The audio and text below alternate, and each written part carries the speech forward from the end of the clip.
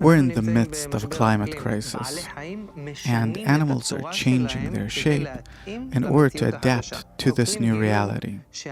Researchers found that the beak, the ears, and the legs of animals through which their body can process heat are growing, because the temperature in general is rising.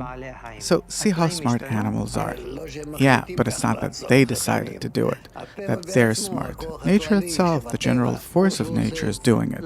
Why isn't it doing it to us human beings, to the world's in a catastrophe? Why doesn't it change anything about us? First of all, it could be that to some extent we're changing too. If you compare what goes on in our body to people that lived 1,000 years ago, they're big changes.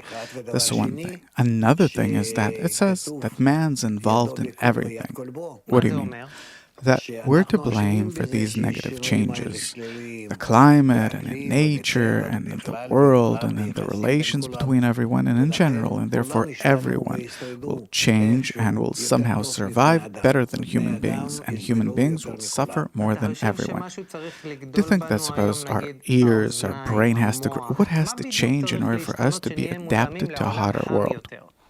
The heart needs to broaden, not physically, but emotionally, for us to start feeling the entire world as a part of each and every one of us, and for us to care for the entire world as we care for ourselves. And until that happens, the world will deteriorate ever more, and we human beings will suffer more, until there will remain a small number of people on earth that will live in a very primitive way, in a very lowly way. That's really frightening.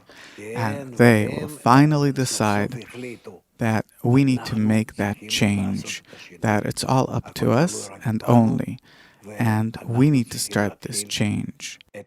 Previously I said, look how smart animals are when dealing with heat. You said, it's not them, it's nature that's smart. So, why doesn't this smart nature broaden our hearts? Because we need to decide and ask for it to happen, because we're human beings. We're not on the still vegetative or animate levels. We need to digest these changes that are occurring and to intentionally want to change. And what kind of change do we need in order to survive in the new world? A broad heart.